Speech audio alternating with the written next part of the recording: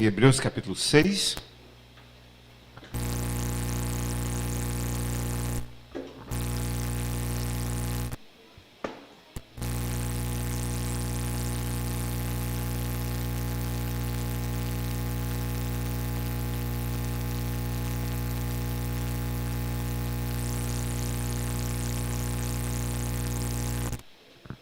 Contra...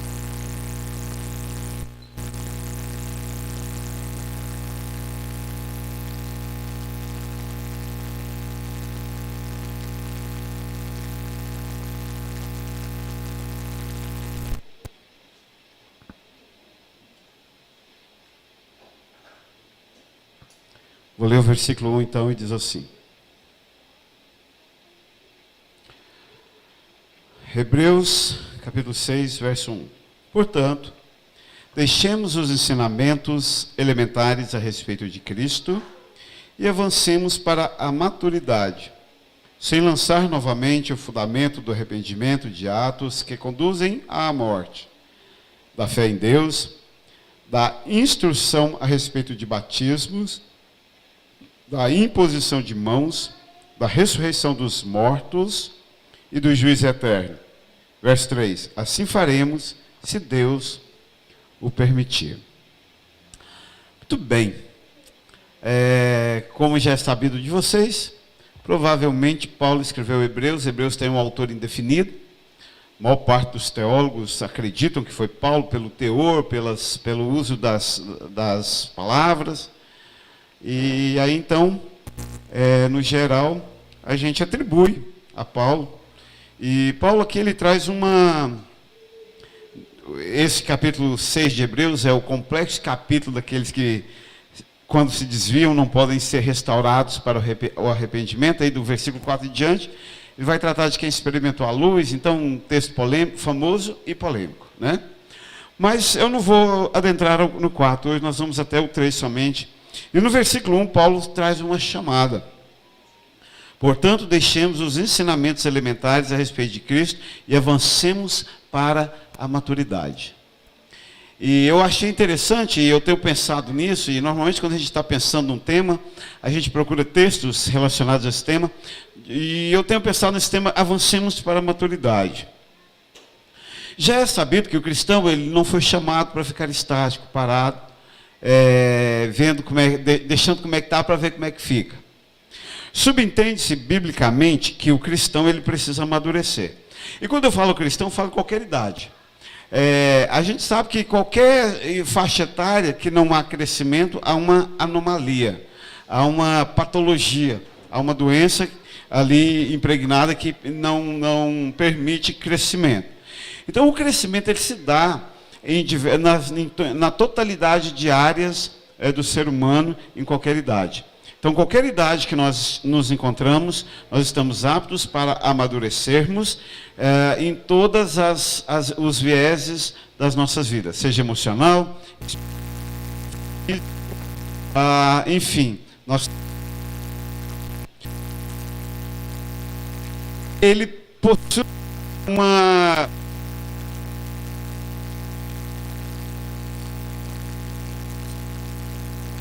A pessoa que está andando de canoa no rio. Andar de canoa no lago é uma coisa, é um departamento, andar de canoa no rio é outra. Principalmente se for rio de corredeira. E canoa na corredeira é assim, ou você rema ou você desce. Parado você não fica. Para subir necessita de um certo esforço. Mas para descer não. A vida espiritual, essa analogia ela é muito boa. Porque a vida espiritual é como um homem num barco, na canoa, a remo, no rio de corredeira. Se ele parar de remar, naturalmente ele desce. Para ele avançar, para ele subir, ele terá que ter esforço. Então a vida espiritual, aliás, o reino de Deus, já disse Jesus, ele é ganho, ele é alcançado por esforço. A maturidade cristã, ela vem com esforço. Ela vem com renúncia, ela vem com crescimento, ela vem com conhecimento, ela vem com busca, ela vem com esforço da nossa parte. Claro que é pela graça de Deus, é a graça que nos santifica, é ela que nos chama. E aí até a gente chega naquele ponto de que há um limite muito sensível entre o indivíduo que não está crescendo porque não foi chamado por Deus, e o limite do cristão que não está crescendo porque ele parou de remar. Então a gente fica firmado na graça, tá? E somos firmados na graça, é a graça que nos santifica, é a graça que nos dá o caminho, mas há dentro de nós uma força motriz que precisa ser operada, nós precisamos levantar e andar. É o famoso e repetitivo mandamento de toda a Bíblia: levanta e anda. Então, se eu parar de remar, eu vou descer naturalmente. Desviar-se, afastar-se de Deus não precisa de esforço, precisa de inércia. Para de fazer qualquer coisa e você vai se afastando. Hoje atribuíram lá no grupo do WhatsApp que esse excesso, entre aspas, de gravidezes nesse tempo é culpa da pandemia, né, Lamara? E a pandemia também trouxe essa inércia. Aqueles que ficaram de quarentena de Deus, nós vimos gradativamente se desviando, sem esforço. Então essa coisa de achar que eu posso baixar a guarda, que eu posso descansar, que eu posso viver na inércia diante de Deus, é errôneo, é ilusão. Eu vou me afastar naturalmente. Dizem que o pecado é como um filhotinho de sucuri, ou de sicuri, enfim, da cobra, do piton, né? Vamos falar o piton brasileiro, que aí não tem perigo de errar. Você vai lá e acha lá na beira do brejo, o bicho desse tamanhozinho bonitinho, você leva para casa, porque é tão inofensivo. E aí você alimenta ele, começa a alimentar ele com os insetos, e ele vai crescendo, e aí um dia você acorda dentro da barriga dele, porque ele cresceu, está maior do que você e te engoliu. O pecado é assim. Ele aparece pequenininho, sem muito esforço, e ele vai crescendo.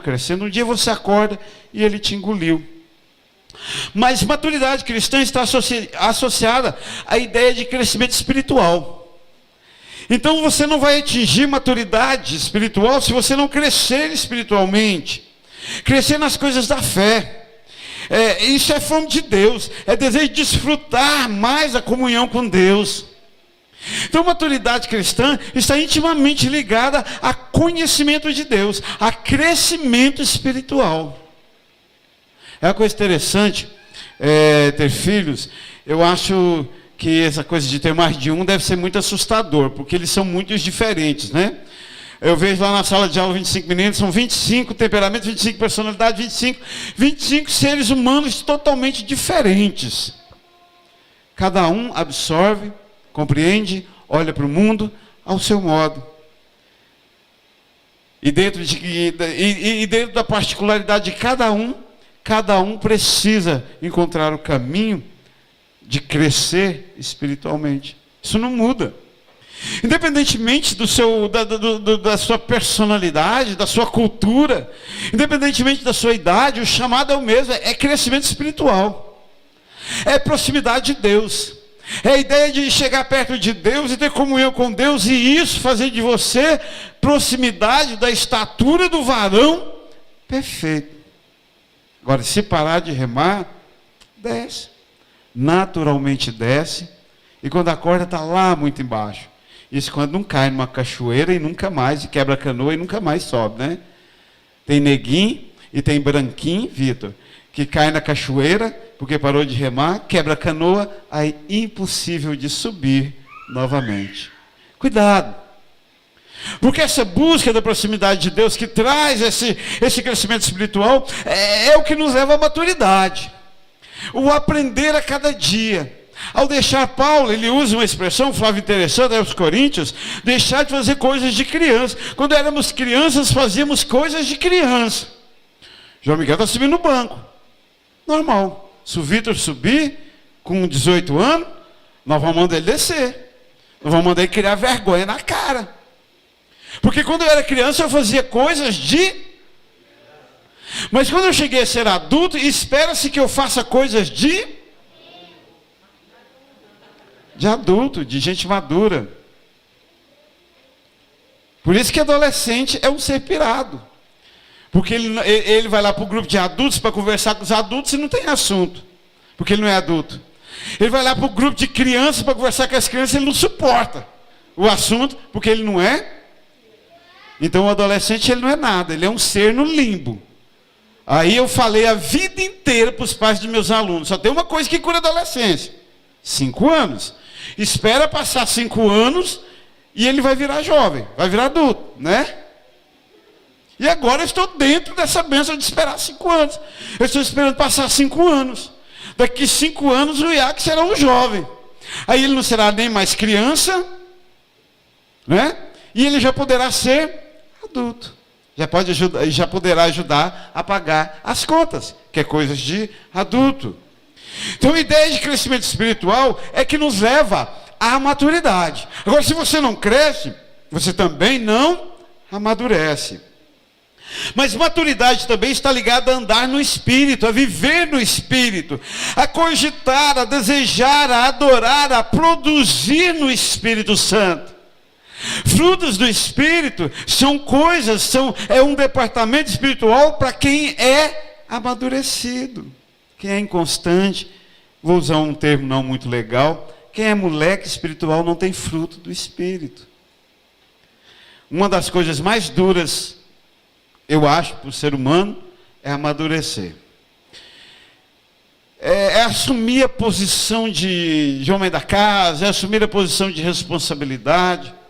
Eu tenho coisas que é interessante quando você faz 50 anos. Sabe o que eu não preciso mais?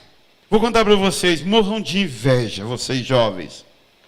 Posso até ter um pouquinho de inveja de sua saúde, da sua beleza, porque diz que beleza é juventude, perdeu a juventude, perdeu a beleza. Verdade. A gente velho é feio mesmo, a gente é feio mesmo. Mas tem outras qualidades. Aí eu vou contar uma coisa, Vitor, que morro de inveja. Sabe que eu não preciso mais aos 50 anos? Eu não preciso mais passar no vestibular, já fiz 2 faculdades. Se vira. Você que não fez nenhuma, já fiz 2. Não preciso mais. Quando eu vejo os jovens aí se matando para o Enem, eu glorifico a Deus. Obrigado, Deus, porque eu não preciso disso mais. Aline, sabe o que eu não preciso mais? Seja forte. Eu não preciso mais passar em concurso público, já passei em 3. Pedi demissão de 2. Aí escolhi, unite, mamãe mandou escolher você. Não preciso mais. Isso é tão descansado. Os frutos do Espírito é mais ou menos essas coisas que a idade, que a maturidade vai trazendo para nós. Tem frutos do Espírito quem amadureceu. Vale lembrar, que eu citei o exemplo da vida pública minha, da idade cronológica, mas nós estamos falando de amadurecimento espiritual. Então se aplica a qualquer idade. Então a Carol, ela precisa amadurecer para ter frutos do Espírito, independentemente da idade que ela tem. E aí muitos se recusam. O que a psicologia moderna chama de complexo de Peter Pan. São homens e mulheres, mas incrivelmente mais homens, que se recusam a serem adultos, a agirem como adultos. É quase um privilégio dos homens. Por isso, complexo de Peter Pan. Senão seria complexo de Sininho, Cinderela, enfim, sei lá. Mas a maioria expressiva dos homens não quer assumir a responsabilidade. Aí não amadurece. Aí no geral não assume a responsabilidade da igreja. Aí no geral não assume a responsabilidade de que está indo para o inferno. De que o céu não vai ser um prêmio para todo mundo. Não vai ser um saco de presente que Deus no dia do juízo vai tirar e começar a jogar salvação para todo mundo. Já brincou de aleluia? Não, a juventude não teve infância, né? No meu tempo tinha um trem chamado aleluia. Brincar de aleluia. E brincar de aleluia era assim, né? O filho do rico comprava um monte de balinha. Aí ele chegava na porta da escola e dizia, vamos brincar de aleluia, agora vamos fazer aleluia. E ele jogava para cima. Quem pegou, pegou. Quem não pegou, rodou. Já brincou disso? Brinquei disso demais, de aleluia. Deixa eu dar um trem. Deus não vai fazer aleluia com a salvação no dia do juízo, não. Chega lá, porque ele é bondoso demais, vai pegar um saco cheio de salvação e jogar para cima. Aleluia! Quem pegar, pegou. Não. A salvação, os frutos, o amadurecimento, é algo que você vai executar, trabalhar, sofrer todos os dias. É andar no Espírito, é viver no Espírito, é adorar no Espírito, é produzir frutos do Espírito. Mas a maturidade também está ligada, intimamente ligada à obediência. Interessante, já viu os antigos falar? Não é engraçado, né? Os antigos, os pais, eles amam mais o filho obediente e cuidam mais do filho desobediente, né, Suzano? Não é de jeitinho? Eles amam mais o filho obediente, porque acham ele mais maduro. Aliás, mas eles cuidam mais do filho desobediente, porque ele trabalha demais, chama atenção demais. Interessante como a obediência está ligada à maturidade. Quem é maduro é obediente. Quem é obediente automaticamente ruma para a maturidade. Eu tenho pensado no que será dos seus filhos, dos nossos filhos. Porque a sociedade, nesse tempo, faz um trabalho intenso para que não haja mais obediência. Para que o ser humano seja livre, busque a felicidade. Se a felicidade for transar com 5, transe com 5. Se a felicidade for usar drogas, use drogas. Se a felicidade for sair de casa, saia de casa. A ordem é, seja feliz. A Coca-Cola diria, viva a felicidade.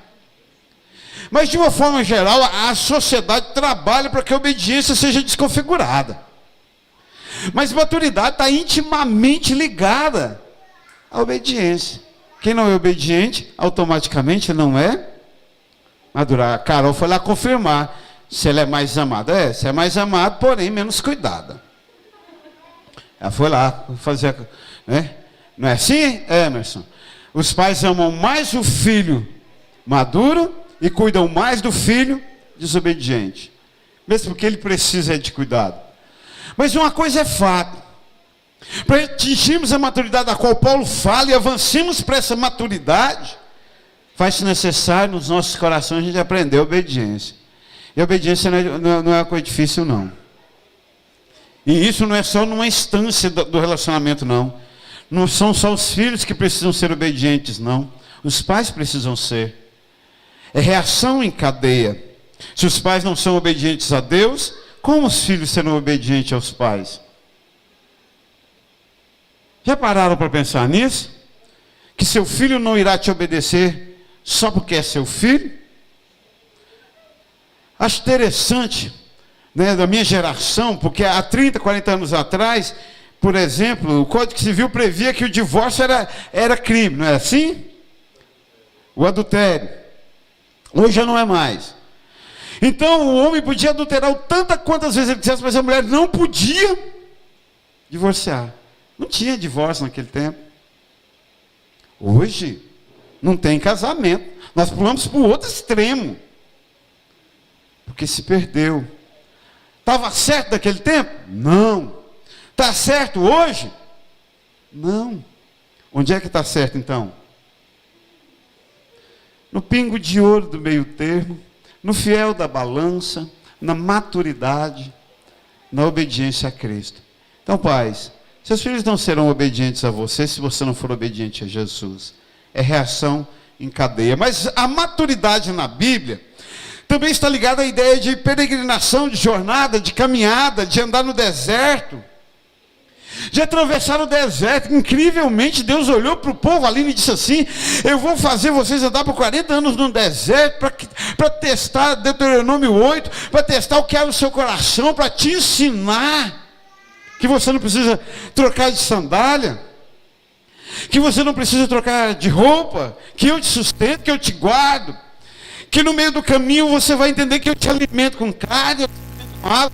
Me parece então que o caminhar da vida é que vai colocando em nós essa condição de crescimento, de maturidade, de experiência. Tem nada mais triste do que ser humano velho na idade cronológica, mas que não atingiu a maturidade. São os famosos velhos adolescentes. Já viu os velhos adolescentes dos botecos? Se você não olhar direito, você pensa que tem 15 anos. Precisamos aprender pelo caminho. Sabe, ouvi há muitos anos atrás uma frase assim: miséria, fracasso mesmo, é viver essa vida com tantas dores, com tantos sofrimentos, com tantas idas e vindas, morrer e ir para o inferno. Não aprender nada. Aí, Moisés chega a escrever um salmo e diz assim: ensina-me a contar os meus dias de forma que eu encontro o coração sábio. O que Moisés ora?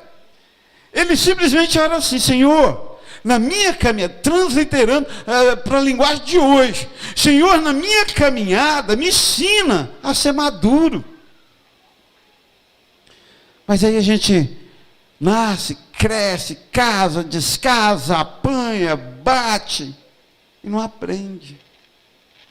E continua o mesmo infiel de sempre, e continua o mesmo fazedor da obra do Senhor relaxadamente de sempre, achando que Deus é um brinquedo, ou é um amuleto de sorte, que o dia que eu preciso eu vou lá e toco nele e me dá sorte. A verdade é que não, é que no caminho eu preciso aprender no caminho. Porque a maturidade bíblica é aquela coisa que você aprende ao levantar ele no tepão e ver maná cair do céu. Porque maturidade cristã é aquela coisa de você levantar e não ter carne e vir um vento e trazer um monte de codornizes. Porque maturidade cristã é uma coisa assim de você acordar e não ter água e ir lá e ver brotar da rocha a água. Você chegar diante do mar e ver o mar se abrir para você passar. Isso é maturidade. Isso é aprender. É chegar lá com a multidão e não ter o que dá para comer, multiplicar peixes e pães até que todo mundo fique saciado. Isso é caminho. Então tudo que você passa são oportunidades de Deus, que Deus tem te dado para você amadurecer e crescer. Maturidade está ligada à plenitude e alegria em Deus. Sabe quando a gente aprende a receber de Deus o bem e o mal com a mesma igualdade? Chega amanhã, não tem glória a Deus. Chega amanhã, tem glória a Deus. Chega amanhã saudável, glória a Deus. Chega amanhã doente, glória a Deus. É plenitude de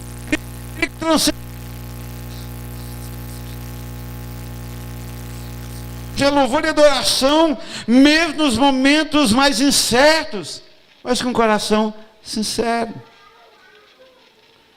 Talvez, das maiores maturidades da vida, seja glorificar a Deus na incerteza, com o coração sincero. Simplesmente receber de Deus o que vier, sabedor de que Ele dará algo melhor, de que amanhã será melhor. Mas maturidade bíblica também está ligada à virtude da humildade.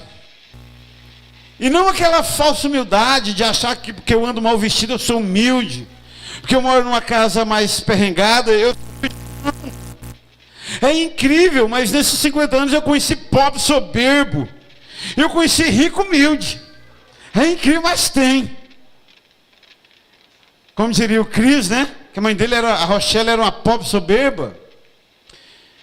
O que mais tem é pobre soberbo. O que nós precisamos, essa humildade da qual a Bíblia fala, que é do senso de proporção de lugar, de contentamento, de mansidão, de sabedoria,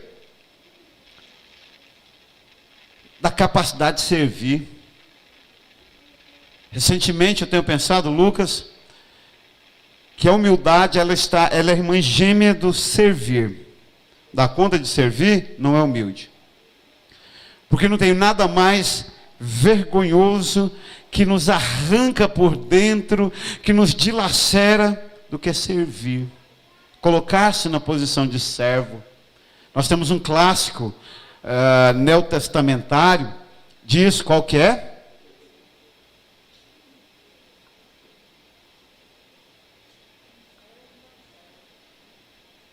Não é do Novo Testamento não, esse é meu mesmo.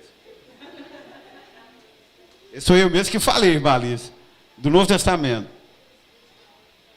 Jesus Cristo, muito bem, Carol. Jesus Cristo salvando os pés dos discípulos. Pedro. Ele tem dificuldade de conceber o Rei, o Mestre, o Salvador, o Filho de Deus servindo. Sabe por que ele tem dificuldade? Porque nós medimos as pessoas. Deixa eu te contar isso. Nós medimos as pessoas como nós medimos a nós mesmos. Aliás, já disseram, sabe, uma coisa interessante? Quando você aponta o dedo para alguém, você tem um apontado para Deus e 3 apontados para você mesmo. Costumeiramente, nós julgamos as pessoas partindo de nós. Como Pedro não estava a fim de servir, ele achou um absurdo Jesus Cristo servir. E Jesus olha para ele e diz assim: se eu não lavar os pés, vocês não têm parte comigo. Filho do homem não veio para ser servido, mas veio para servir. Maturidade está intimamente ligada à humildade. Humildade está intimamente ligada a serviço.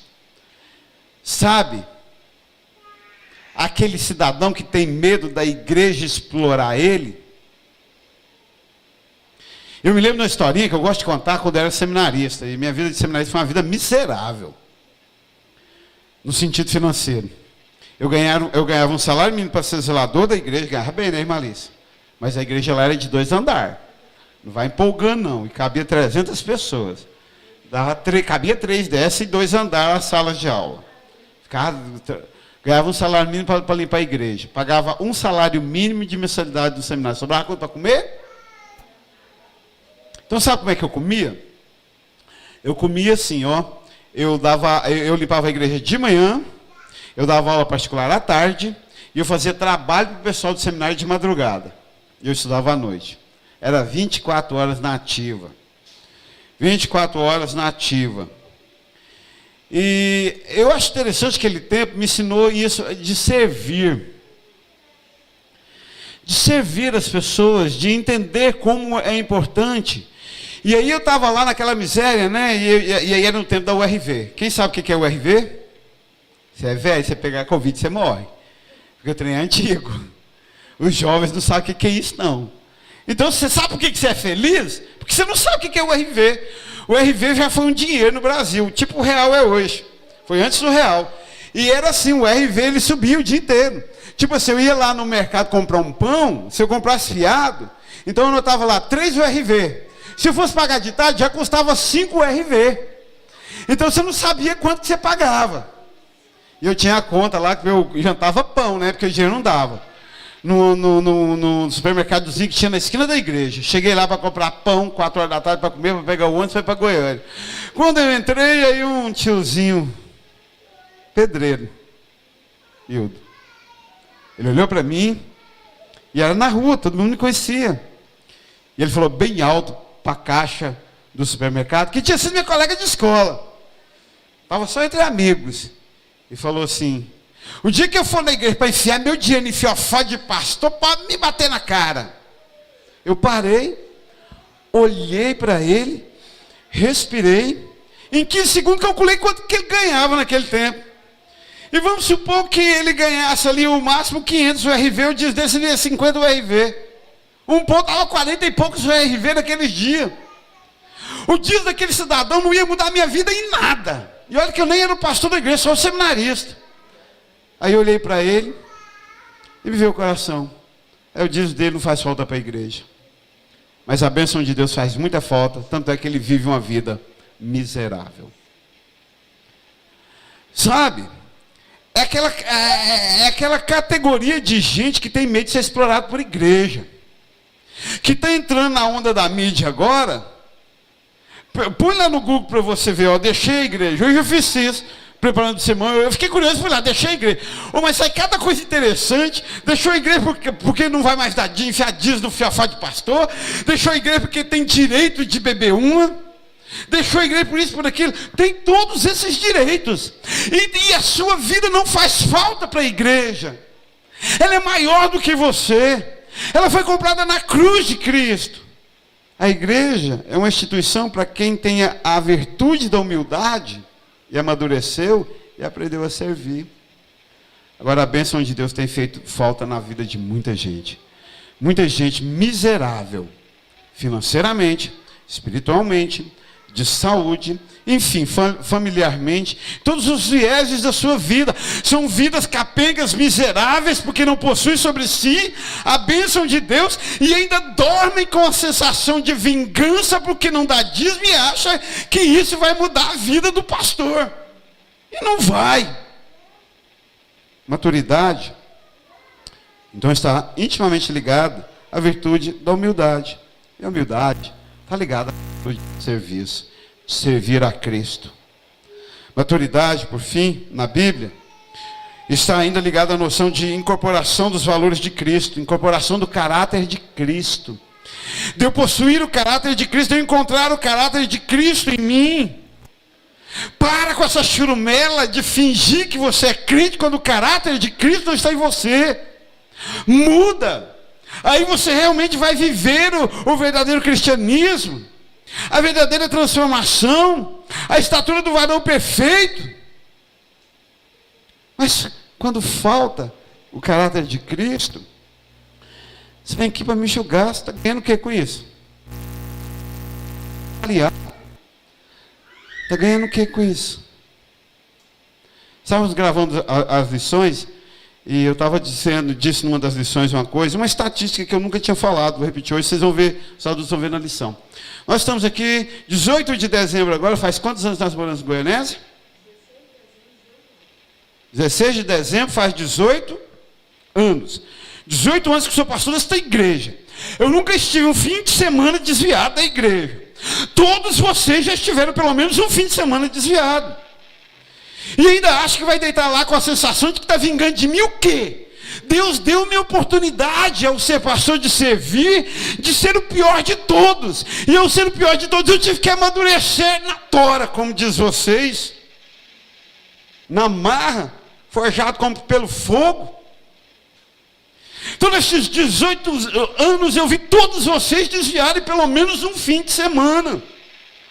Alguns 10 anos, né, irmã Sonilda? Não é, Preta? Alguns 6 anos, 10 anos foram, depois voltaram. Eu estava aqui. Então você deita com a sensação, com o prazer de ganhou de mim. Quando eu não estou disputando com você, porque eu estou tentando incorporar o caráter de Cristo em mim. Não estou tentando ser salvo, porque já sou maduro o suficiente para entender que a salvação foi ali na cruz, dádiva de Deus, derramada em mim pela graça, e nada pode me arrebatar das mãos dele. Mas cada dia tentando ser melhor do que ontem, cada dia tentando levar uma oferta aceitável a Deus. O alvo do cristão, para encerrar, deve ser crescer nas coisas da fé, de apropriar-se das coisas da fé e torná-las suas. Você abraçar a fé a um ponto de que a fé faça parte do seu caráter.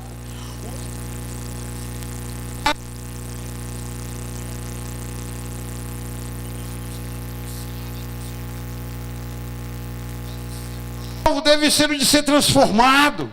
Transformado, falava isso com o Ana ontem. O nosso grande alvo como discípulo é ser transformado no nosso interior e não no nosso. O teu externo pouco se dá. O que as pessoas acham que vem em você não conta para o dia do juízo. Mas o que você é transformado de glória em glória na própria imagem do Senhor, pela força do Espírito Santo de Deus que nos chama. Maturidade cristã. Ausência da inconsequência, da infantilidade. Abraçar o reino de Deus. Paulo diz isso, deixemos as coisas rudimentares, avancemos para a maturidade, porque Deus urge o seu tempo, avancemos para a maturidade. Deus chama você a essa maturidade, Deus chama você ao seu serviço, Deus chama você à humildade, Deus chama você a ser fiel a Ele cada dia. Vamos ficar de pé?